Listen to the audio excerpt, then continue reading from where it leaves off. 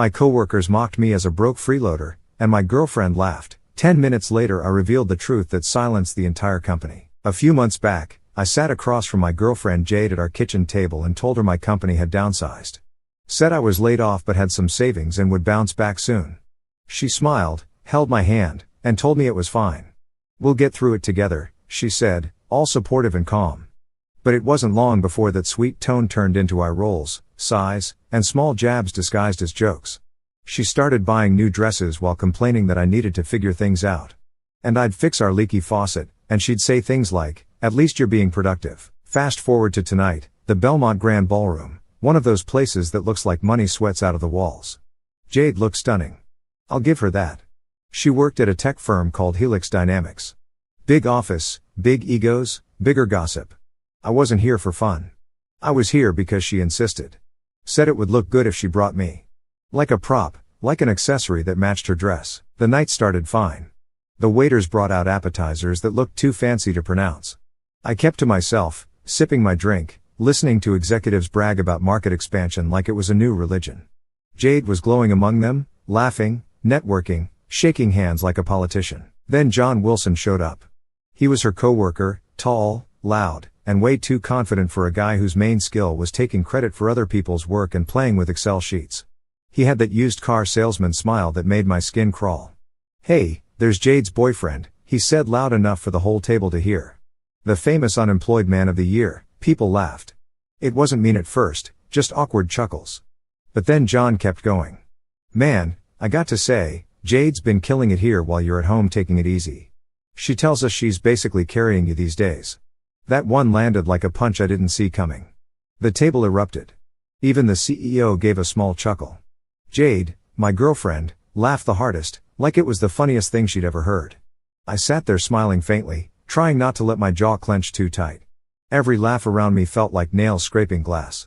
I caught Jade's mid-laugh. She didn't even flinch, just kept that polished grin like she was performing for a crowd. "Hey man," John said, grinning. "What do you even do all day while Jade's out saving the company? Netflix, gaming, cooking lessons?" More laughter. Someone at another table actually turned around to see what the fun was about. I leaned back, keeping my posture relaxed. "You seem pretty obsessed with me, John. Should I be flattered or concerned?" He froze for half a second. That small moment where his brain tried to figure out if I'd just insulted him. Jade nudged my arm, whispering, "Marvin, don't start." "Start what?" I said, my tone light. He's the one fascinated by my daily routine. The laughter dipped for a second, but John wasn't done. "Come on, man. It's just a joke." "Yeah," I said, picking up my water glass. "That's what people say when they run out of intelligent things to say." A few heads turned. One guy smirked, clearly enjoying the shift. John laughed awkwardly, but I could see irritation flicker in his eyes. Jade didn't defend me. Not once. She just smiled, whispering something to the woman next to her like nothing happened. That was when it hit me. She wasn't embarrassed for me. She was embarrassed of me. Dinner dragged on forever. Promotions, bonuses, company shares, everyone flexing in their own polite way. Jade leaned into it all, nodding like she belonged. Meanwhile, I sat there, the supposed freeloader, the loser they all thought she was carrying. By dessert, I had memorized every smug face at that table. John bragging about his strategic leadership. The CEO pretending he cared about employee well-being.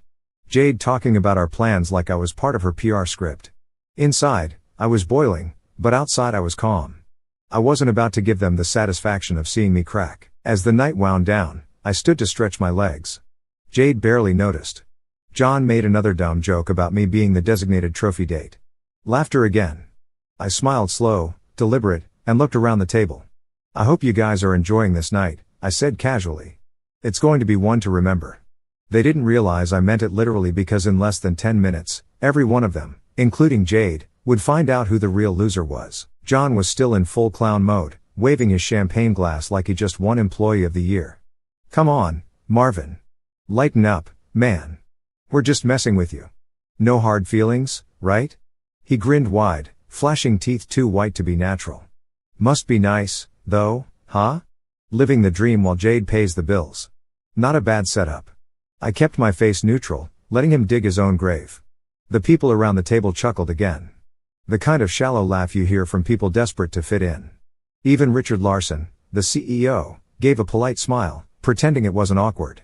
Jade tried to play it off, tapping John's arm like she was embarrassed for him, not for me. "John, stop," she said in that fake gentle tone. "You're being mean." "Mean?" John laughed. "I'm complimenting you. Girl's got drive. Carrying her man and the company at the same time. That's impressive." That did it.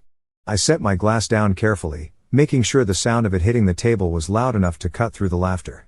Everyone quieted just a little. Just enough. "Hey, Richard," I said calmly, looking straight at the CEO. He raised his eyebrows, surprised I was addressing him at all. "You're Richard Larson, right? CEO of Helix Dynamics." He nodded, confused. "That's right." "Good," I said, adjusting my tie slowly. "Because you might want to enjoy the rest of your night while you can." A few people exchanged glances. Jade frowned. "Marvin, what are you?" I didn't let her finish. "Enjoy the rest of your week, Richard," I said, keeping my tone casual, almost bored, because soon this loser will be signing your termination papers. The words hit like a gunshot. For a second, nobody breathed. Then silence fell, the kind that squeezes the air out of the room. Forks froze midair. Someone coughed. I could actually hear my own heartbeat under the chandeliers. Richard blinked, his glass still raised halfway to his lips. "I'm sorry. What did you just say?" I leaned forward, my voice low and even. "I said I own 90% of Helix Dynamics, so maybe laugh a little quieter next time." Jade's wine glass slipped out of her hand and shattered against the marble floor.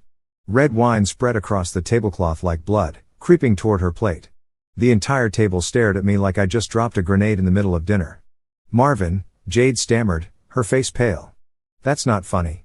"Good thing I wasn't joking," I said, straightening my jacket. The CEO's mouth opened, then closed again. You own?"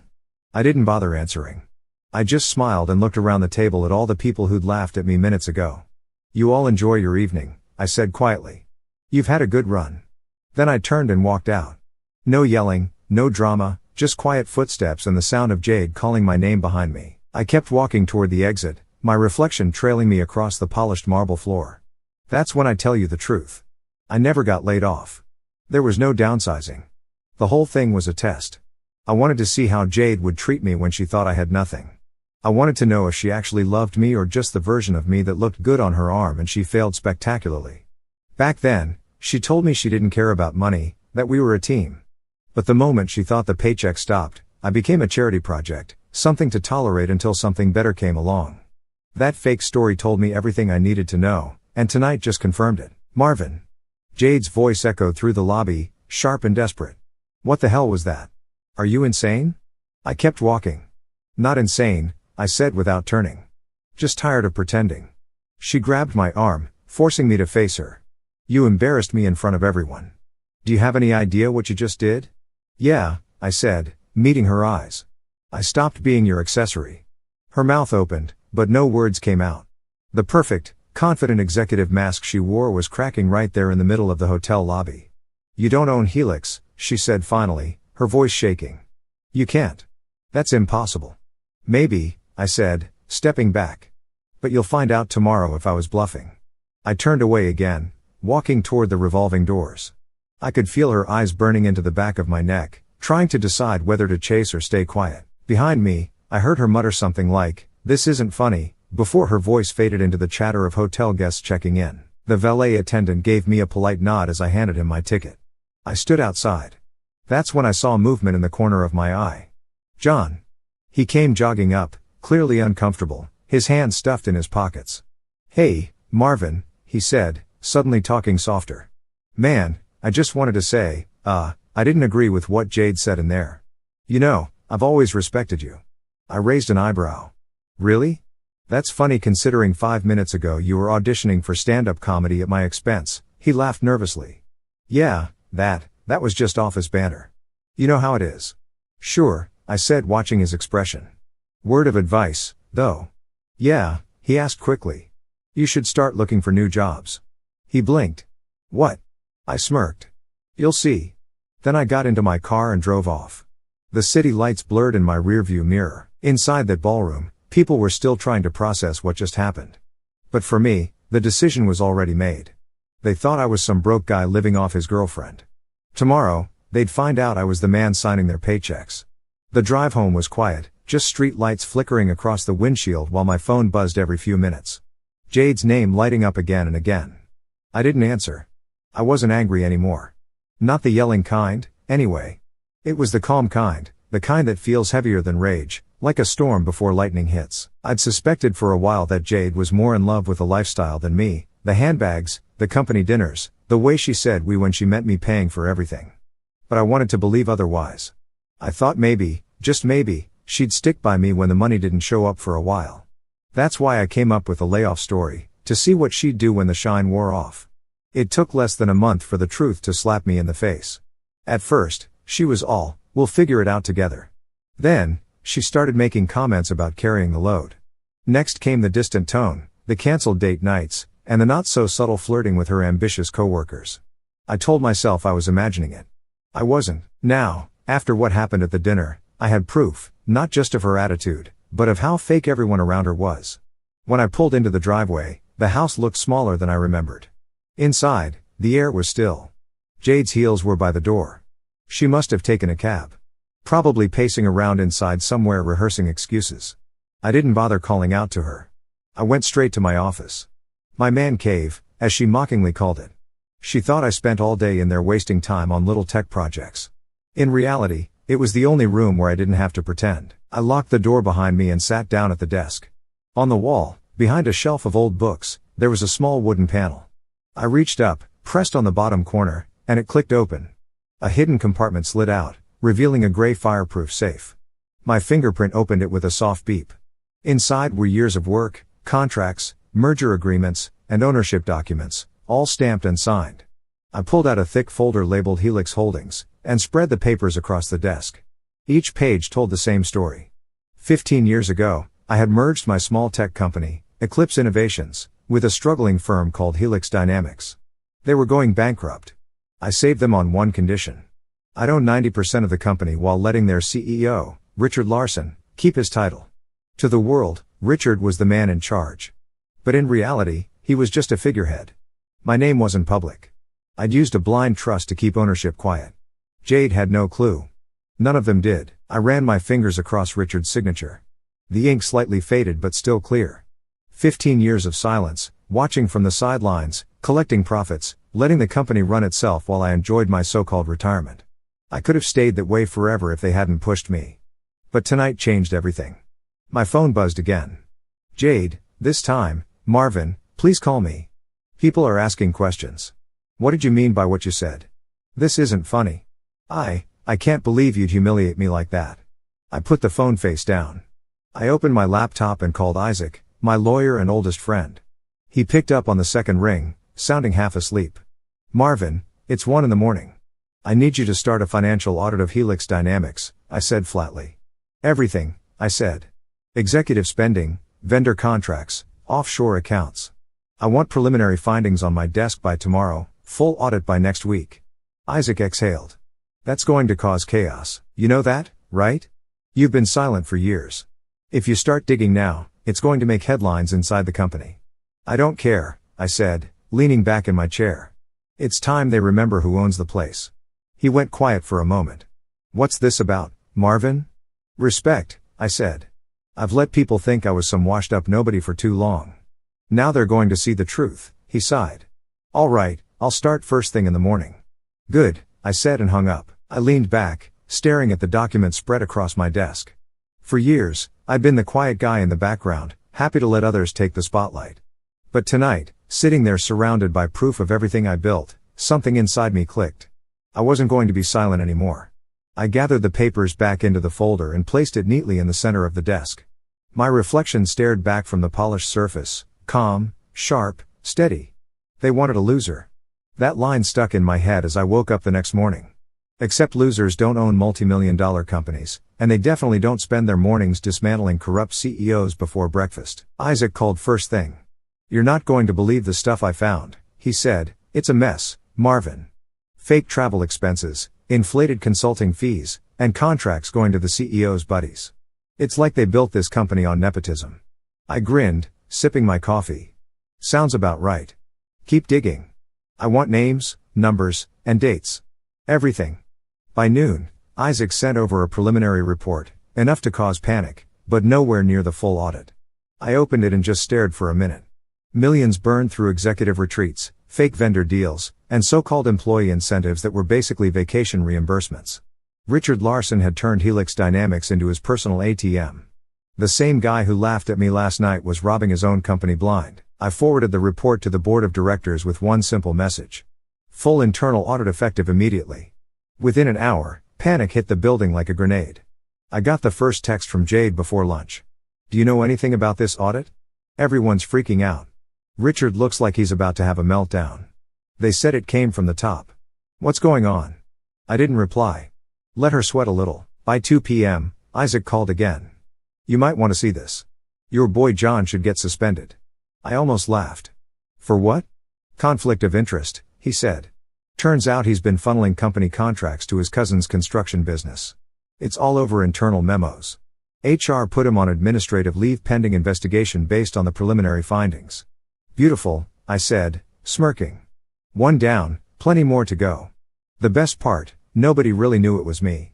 Sure, I dropped the bomb at dinner, told Richard to enjoy his last night as CEO, but most of them thought I was bluffing, a dramatic boyfriend trying to save face. So, when the audit hit the next morning, everyone assumed it came from some secret investor cleaning house. Employees whispered in break rooms. Executives deleted emails like their keyboards were on fire, and Richard tried to spin it as routine compliance. No one bought it. By late afternoon, Jade texted again. Marvin, please tell me you didn't do this. People are saying there's an anonymous shareholder behind all of it. If you had anything to do with this, you need to stop.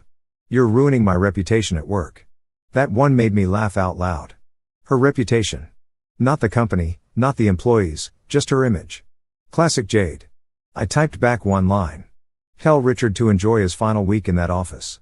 No emojis, no explanation. A few hours later, I got a message from Isaac again. The board's losing it. They've called for an emergency meeting this Friday. They want answers. Perfect, I said, let them wait for the answers in person. I shut my laptop and decided to stop by the Helix building myself. It had been years since I'd walked those halls, and honestly, I wanted to see the chaos up close. The lobby looked exactly the same. Polished marble floors, glass walls, and people moving fast to look busy. Only this time, I noticed the tension. Nobody was smiling. As I waited for the elevator, a familiar voice came from behind. Marvin, I turned. John. He looked rough, tie loosened, hair messy, eyes tired. Hey, man, he said, forcing a laugh. Crazy day, huh? You probably heard what's happening. I did, I said. Rough time to be handing out cousin contracts, huh? He winced. Look, man. It's not what it looks like. I didn't mean for any of that to blow up. You know how tight the job market is right now. I can't be losing my job. I have rent, insurance, bills, you know. Sure, I said, stepping closer. But maybe you can freeload off your girlfriend. Seems like it works for some people. His jaw clenched. He opened his mouth to respond, but I was already walking away. Behind me, he muttered something under his breath, but I didn't bother catching it. Upstairs, chaos had a smell. Burnt coffee and panic sweat. You could hear it, too. Muffled voices behind closed doors. Phones ringing nonstop. People whispering about the investor. I passed by Jade's office. She was inside pacing, phone in hand, looking like someone who just realized her kingdom was built on quicksand. She saw me through the glass. Our eyes met for half a second. She froze. I gave her a small nod, the kind that said, you'll get your answers soon enough. Then I turned and left. Outside, I texted Isaac one word, proceed. He replied, audit officially filed with the board.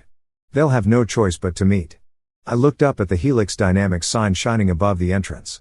For years, they'd forgotten who kept the lights on. That was about to change.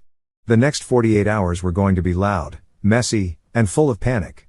And I was going to enjoy every second of it. Over the next few days, Isaac finished the full audit. Every dollar, every name, every scheme. By Friday, the evidence was stacked and ready. Friday came fast. The boardroom was waiting. Isaac met me outside Helix Dynamics headquarters, his briefcase in one hand, his expression unreadable. You're sure about this? He asked. Isaac, I said, buttoning my jacket. I've been sure for 15 years. The elevator doors opened and the quiet hum of the building hit us. When the elevator reached the top floor, the door slid open to reveal Richard Larson pacing by the reception desk, his face pale and sweaty. The man looked like he hadn't slept since Tuesday. "Marvin," he said, forcing a smile. "Wow, it's been a while. You didn't need to come all the way down here. We're handling the situation." I smirked. "Yeah, I'm sure you are." He shifted uncomfortably. "Listen, about that audit. We can discuss it informally. No need for all this board drama, right?" "Funny," I said, walking past him. "That's the same thing you said when you faked your last financial report." He froze, his jaw tightened. "What are you talking about?" "You'll find out in about 10 minutes, I said over my shoulder. The boardroom doors opened and the room went silent. 7 members sat around a polished mahogany table, faces tense, eyes darting between each other. Patricia Hensley, the only woman on the board, straightened her glasses and spoke first. "Mr. Morgan, I assume there's an explanation for this chaos." "There is," I said, taking the seat at the head of the table, Richard's old seat. "And you're about to hear it." Richard hovered awkwardly by the door. "Marvin, you can't just sit down," I said flatly. He sat. Isaac opened his briefcase and handed out thick folders. Each one landed on the table with a satisfying thud. "That's a summary of your company's last 5 years," I said. "You'll find some interesting reading. Unauthorized bonuses, fake invoices, contracts handed to family members, offshore transfers, and a complete disregard for ethics." One by one, they flipped through the pages, their faces changing from annoyance to disbelief. Patricia was the first to speak. "Is this accurate?" "Every number," I said. Richard slammed his hand on the table. "This is ridiculous. You can't come in here making accusations like this. Who even authorized this audit?" I leaned back. "The owner did." He blinked. "The what?" I folded my hands on the table. "Let me make it simple for everyone. 15 years ago, Helix Dynamics was going under. A small company called Eclipse Innovation stepped in and merged, keeping Helix alive. That company was mine. I kept ownership under a blind trust for privacy. The trust has always acted under my direction. It's the same entity that ordered this audit earlier in the week. This morning, I transferred the shares from the trust into my own name and executed a shareholder written consent reconstituting the board. It's already filed. That means every seat here answers to me now." You could have heard a pin drop. Patricia slowly lowered her folder. "You're saying you're the majority shareholder?" 90%, I said. "Give or take a few decimals." Richard's face went white. "That's impossible. You can't just..." "Actually," I interrupted, sliding a document across the table toward him. "I can." He picked it up with trembling hands. His signature was right there on the bottom line. Proof of the merger agreement he'd signed all those years ago. The room stayed silent. "Effective immediately," I said, "the reconstituted board, under my written consent, votes to remove Richard Larson as CEO. Security will escort him out once this meeting concludes." A low murmur rippled across the table. Richard jumped to his feet. "You can't fire me from my own company." I looked up at him, calm as ever. "Richard, you can't be fired from your own company, but this isn't yours." He stared at me, his jaw twitching, then turned to the board. "You're really going to let him do this?" Patricia folded her arms. "Mr. Morgan owns 90%. Legally, we can't stop him." Richard stood frozen for a long second, then grabbed his folder and stormed out. The door slammed behind him. I let the silence hang for a moment before speaking. "Now that we've handled that, we're making more changes. John Wilson's termination stands. His little side hustle with family contracts ends today." A few board members exchanged uneasy looks. I could tell half of them had their own skeletons buried somewhere. "Going forward," I continued, "we'll be promoting people based on performance, not connections. That starts with a new CEO." Patricia leaned forward. "Do you have someone in mind?" I smiled. "Yeah. Samantha Brooks, VP of Engineering." Patricia studied me for a moment, then nodded. "You have my vote." One by one, hands went up. The vote passed unanimously. Isaac closed his briefcase with a quiet snap. "Anything else?" he asked. "Yeah," I said, standing. "I asked Samantha to have HR start cleaning up. We're building something worth respecting again." As I walked toward the door, the board members whispered to each other, their voices low, uncertain, afraid. It was the same kind of fear that comes when you realize the quiet guy you ignored for years is now the one running the show. Either way, I didn't stop because the man she once called a loser just took back his throne. By the time I got home, the lights were already on. Jade was pacing in the living room like a storm trapped in a cage. Heels still on, hair messy, eyes red. The moment the door clicked shut behind me, she spun around like she'd been waiting to attack. "You humiliated me," she yelled. "Do you even understand what you did to me today?" I dropped my keys on the counter, calm as ever. "Hi to you, too. Don't start with that smug attitude," she snapped. "Everyone at work is talking about me. They're saying I didn't even know who my own boyfriend was." "Well," I said, loosening my tie. "That's not far from the truth, is it?" She froze, eyes narrowing. "Don't twist this around. You lied to me, Marvin. You let me believe you were broke. You made me look like a fool in front of everyone I work with." I leaned against the kitchen counter, arms crossed. "You look like a fool because you acted like one. I just gave you the stage." Her voice cracked. "You planned this?" "I planned to see who you really were," I said. "The rest? That was just you being yourself." She blinked, shaking her head like she couldn't process it. "This is insane. You think humiliating me in front of my colleagues proves something?" "It proves everything," I said flatly. "Because when they mocked me, you laughed. Not out of shock or nerves. You genuinely laughed. It was harmless office humor." She fired back, her voice rising again. "You don't understand how things work at events like that. I couldn't make a scene." "Oh, right," I said smirking. "Wouldn't want to ruin the image. Better to let them call your boyfriend a loser while you giggle next to them." She stared at me, breathing hard, her hands clenched at her sides. "You blindsided me, Marvin. You could have told me the truth." "I could have," I said, stepping closer. "But then you wouldn't have shown me how little respect you had left." Her voice softened, desperate. "I didn't mean it like that. I thought you were going through something and trying to cope with humor. I didn't know." "Stop." My tone dropped firm and cold. "You knew exactly what you were doing.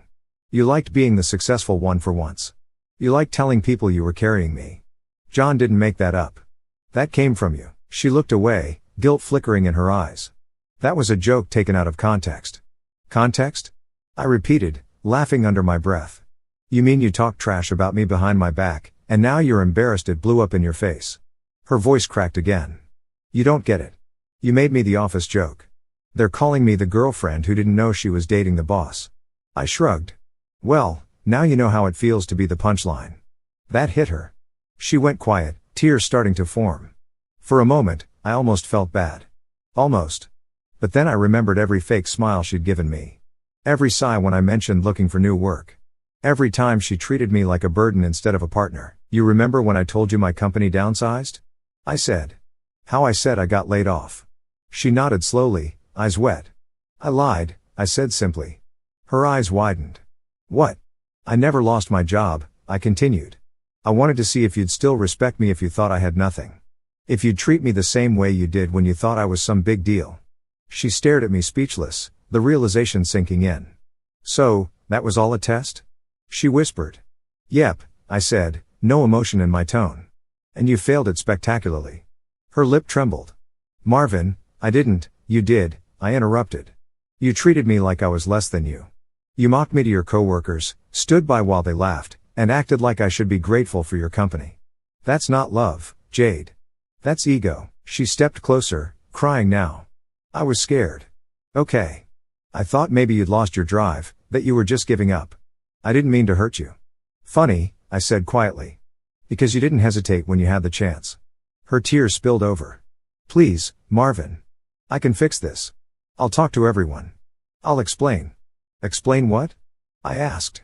"That you laughed at your own boyfriend for being broke, but now you want him back because he's rich." Her face broke completely. Then the kind of breakdown that comes when reality finally catches up. I stepped past her, walking toward the stairs. She reached for my arm, but I pulled away. "Marvin, please," she begged. "Don't do this." I turned halfway, looking at her one last time. "Jade, I've spent years letting you see what you wanted to see. The quiet guy, the pushover, the one who never argued back. That guy doesn't exist anymore." Her voice dropped to a whisper. "What are you saying?" "I'm saying pack your things," I said. "You're done here." She blinked, stunned. "You're kicking me out." "You wanted independence," I said coldly calm. "Now you've got it." Her voice broke into a sob. "Marvin, please. I love you." "No," I cut in. "You love the story you built about me. The real thing was too much work." She sank to her knees, crying, but I didn't stop. I walked upstairs, the sound of her sobs echoing faintly behind me. In the hallway, I looked back once. The woman who thought she owned the world now crumbling in the ruins of her own pride. I shut the bedroom door, sat down on the edge of the bed, and exhaled. For the first time in years, the house felt quiet, not empty, but peaceful. I'd spent long enough being invisible. Now she could fade instead. 3 months later, Helix Dynamics didn't look anything like the place it used to be. The office that once ran on fake smiles and corporate gossip was now alive with energy. People actually looked proud to be there. Samantha Brooks had officially stepped in as CEO. The same Samantha who used to get talked over in meetings by guys like John and ignored by Jade at every company party. She'd been the only one who ever did the work without bragging about it. And now she finally had the title to match. Back then, Jade imploded. Word spread fast the day Samantha was announced, and by noon that day she'd turned in her resignation.